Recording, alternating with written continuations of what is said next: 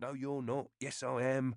Well, get the hell out then. I'll be back for my stuff. On you go. I wouldn't give you this satisfaction. Well, stay if you like. Just like a ballet, eh? Well, I think so anyway. I've been waiting for Brenda for a long time. I can wait a little longer. I'm certainly a more attractive prospect than Daintree. Who'd move in with him? Nobody, I can tell you. He's a loner. No friends, just people he might drink with.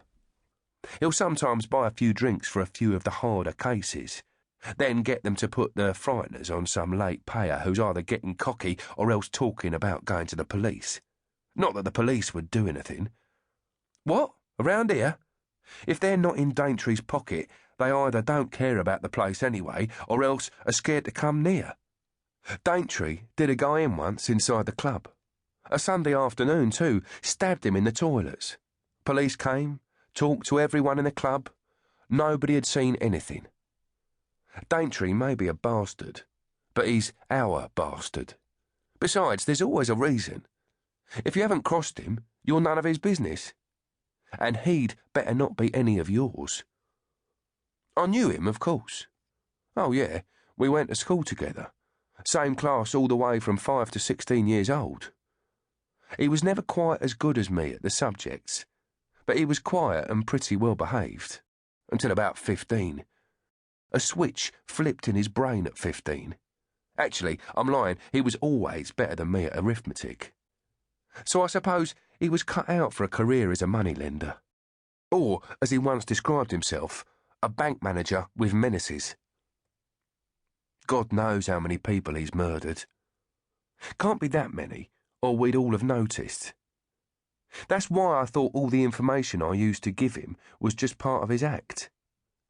He knew word would get around about what he was asking me for, and those whispers and rumours would strengthen his reputation. That's what I always thought. I never took it seriously.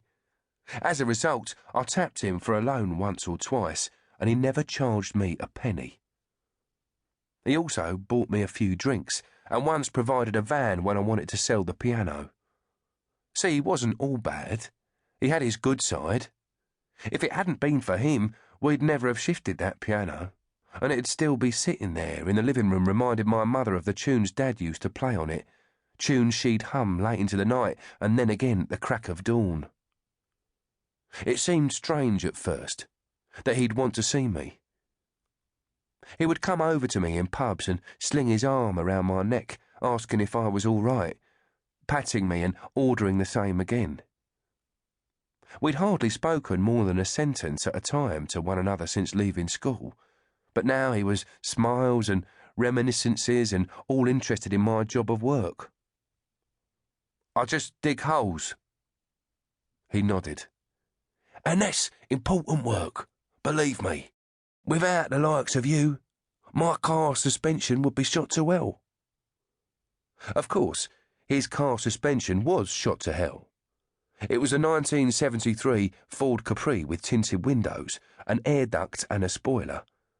It was a loser's car with dark green nylon fur on the dashboard and the door panels. The wheel arches were history, long since eaten by rust. Yet every year, without fail, it passed its MOT. The coincidence was the garage mechanic was a regular client of Daintree's. I could get a new car, Daintree said. But it gets me from A back to A again, so what's the point? There was something in this. He seldom left the estate. He lived there, shopped there. He'd been born there and he'd die there. He never took a holiday, not even a weekend away. And he never, ever ventured south of the river. He spent all his free time watching videos. The guy who runs the video shop reckoned Daintree had seen every film in the shop a dozen times over. He knows their numbers off by heart. He did know lots about movies, running time, director, writer, supporting actor.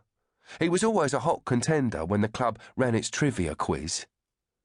He sat in that smelly house of his with the curtains shut and a blue light flickering. He was a film junkie, and somehow he managed to spend all his money on them. He must have done. Or what else did he do with it? His Rolex was a fake.